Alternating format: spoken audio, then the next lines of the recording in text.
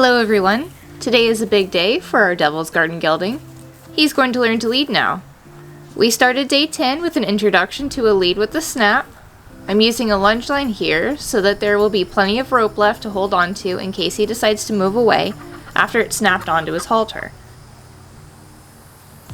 I'm going to calmly rub the snap on his muzzle and allow him to see it, feel it, smell it, and hear the metal against metal. If he stands quietly or makes a motion to investigate it, I will retreat and give him a moment to think about it. There are a few moments he becomes slightly worried, but I just patiently wait for him to check it out and decide it is safe. Once he's comfortable with it near his face, I can snap it to his halter without much hassle or excitement. I will not just immediately start applying pressure to the line, but will allow him to see it attached to his face and on the ground. He has enough to worry about with a new object without it also grabbing his head.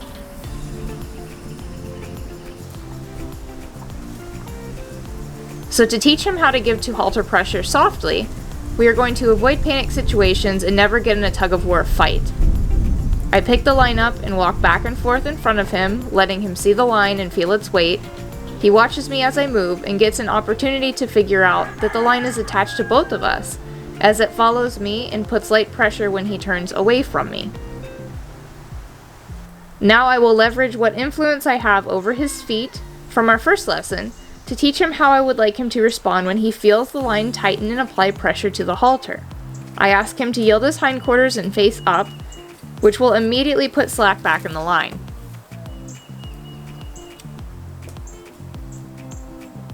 Being able to direct his hind end will give me the ability to steer him any direction, and will avoid the panic and confusion horses often experience the first time they feel the increasing pressure on the pole and the sides of their face.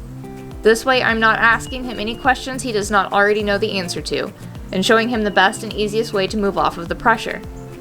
For now we will focus on the side-to-side pressure and getting his hind end moving along with it, as forward motion is much more difficult.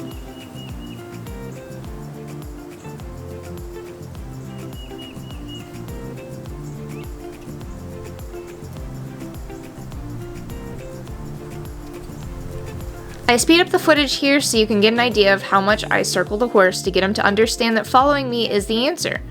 We have done this same exercise many times before at Liberty, so he is great at facing up.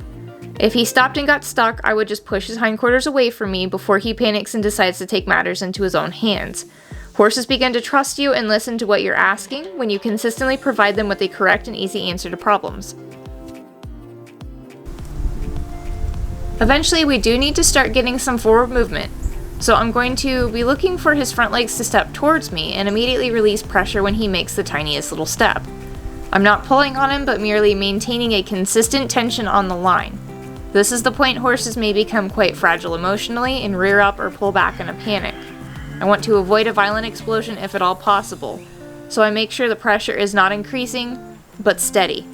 If he were to pull back and fight the pressure, either he will get away and learn a bad habit, or we will struggle and fight and both be pretty upset about it. Not a great start to leading. Instead, the pressure will only increase when he turns away from me, and he by now knows that pressure will be released when he turns back to face me. It doesn't take him very long to figure out that when I am walking around him, it is much easier to just follow me instead of constantly spinning. The smaller the circle, the more they have to work, so he figures that staying close to me in a larger circle is much more comfortable. A few times I had to put tension on the line to ask for forward movement, but I just kept walking on a circle and release when he steps forward. The next day I'm going to do much more of the same, but shorten the line and have him walk close behind me.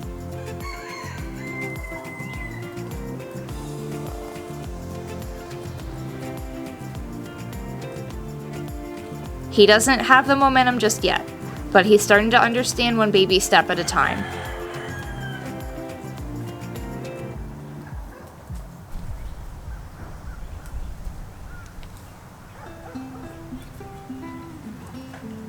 One thing I will do to help him know that he needs to stay close is to have him find his own release.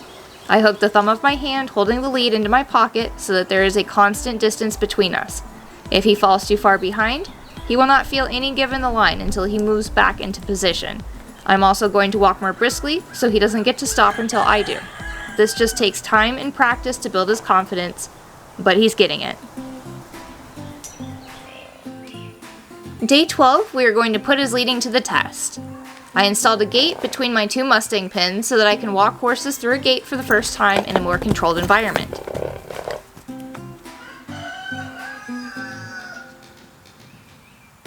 After my friend's gelding regained his composure, I led my guy to the gate and walked through ahead of him to ask him to follow. He got a little stuck but responded very well to very light pressure. If I pulled him through the gate, he would only associate it with more pressure when I went to teach just the opposite. It doesn't matter how long he takes, I'm not going to get impatient and pull him.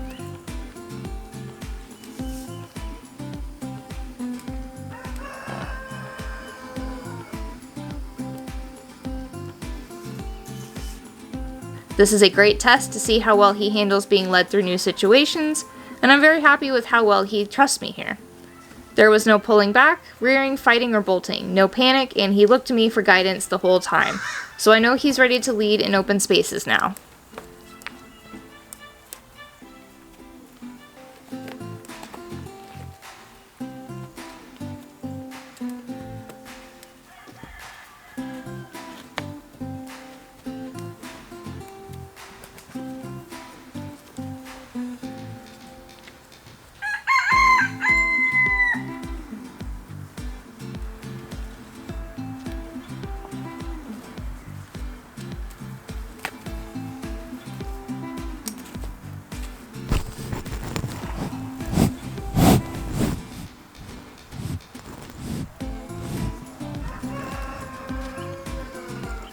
Number 6122 also got some practice in while we were at it.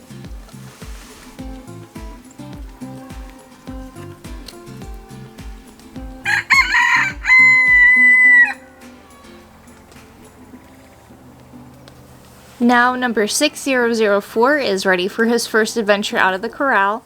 He has to trust that I won't lead him into a dangerous situation, and I have to trust that he will not bolt and get away from me. We go through the outer gate just as we had practiced with the inner gate, and I allow him time to check out his new surroundings and decide they aren't scary.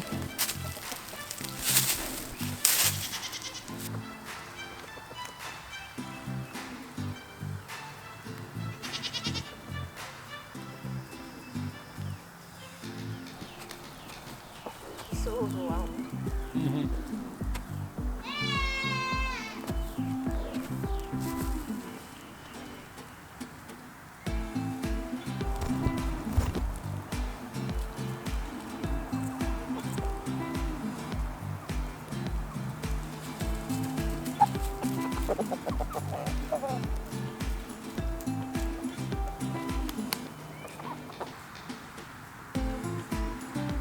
He did so great staying near me and relying on my guidance. He never pulled away at all and enjoyed a little hand grazing as a reward for being so brave.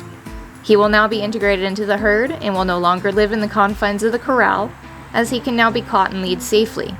He will definitely need more practice to be perfect, but he has made huge progress, from wild, untouched, and scared, to trusting and cooperating with people. He has a long road ahead of him, learning to pick up his feet for maintenance, standing tied, and preparing to work under saddle. We thank you for your support and hope to see you in the next video.